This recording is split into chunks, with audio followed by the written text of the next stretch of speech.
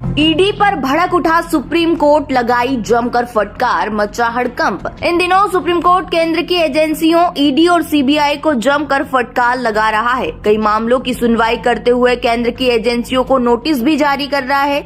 इसी बीच एक बार फिर सुप्रीम कोर्ट ने केंद्र की एजेंसी को जमकर लताड़ लगाई है और सुप्रीम कोर्ट ईडी पर भड़क उठा है। दरअसल Paschim Bengal cash for school job घोटाले से संबंधित मनी लॉन्ड्रिंग मामले में पश्चिम बंगाल के पूर्व शिक्षा मंत्री पार्थ चटर्जी की जमानत याचिका पर सुप्रीम कोर्ट ने ईडी से बड़ा सवाल उठाते हुए पूछा कि आरोपी को बिना ट्रायल के लंबे समय तक हिरासत में कब तक रखा जा सकता है। वे 2 साल 4 महीने से जेल में बंद है। सुप्रीम कोर्ट ने कहा कि ईडी केसों में सजा की दर 60 से 70% होती है तो समझ में आता है, लेकिन सजा की दर बहुत कम है। सुप्रीम कोर्ट ने इस मामले में सीबीआई और ईडी से केस का ब्यौरा भी मांगा है।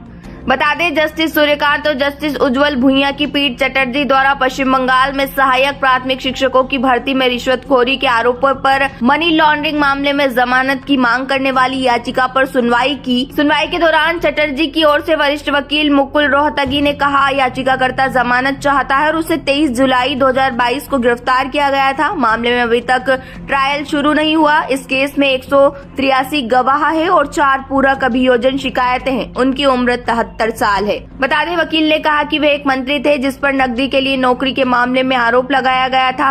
पीएमएलए के तहत कारावास की अवधि 7 साल हो सकती है। उन्होंने 2.5 साल जेल में बिताए हैं। जस्टिस सूर्यकांत ने कहा, हमको उनके कितने समय तक सलाखों के पीछे रख सकते हैं। ये ऐसा मामला है जिसमें करीब 2 साल 4 महीने बीत चुके हैं और सुनवाई शुरू होने में भी अभी समय लगता है। हम जानते हैं कि यह आपके लिए बहुत बड़ा और मैराथन काम है। हम इस तथ्य को नजरअंदाज नहीं कर सकते हैं कि आरोप बहुत गंभीर है और मंत्री कैश ले रहे हैं। बता दें, जस्टिस भुइयां ने कहा, अगर अंतिम विश्लेषण में उनको दोषी नहीं ठहराया जाता है तो क्या होगा? बीते 3 सालों का क्या होगा? आपकी सजा दर क्या है? अगर यह 60 से 70% है तो हम समझ सकते हैं, लेकिन ये बहुत खराब है। ईडी की ओर से एएसजी ने जवाब दिया कि मामले को केस टू केस आधार पर देखा जाना चाहिए। पिछली सुनवाई के दौरान सुप्रीम कोर्ट ने ईडी को नोटिस जारी कर जवाब मांगा था। सुनवाई के दौरान पार्थ चटर्जी की ओर से वकील मुकुल रोहतगी ने कहा था कि वो पिछले 2 साल 2 महीने से जेल में हैं। अब तक उन्हें जमानत मिलनी चाहिए।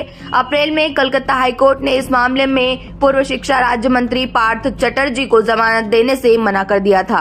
बहरहाल सुप्रीम कोर्ट के इस फैसले को लेकर आप क्या सोचते हैं, हमें कमेंट बॉक्स में कमेंट करके जरूर बताएं।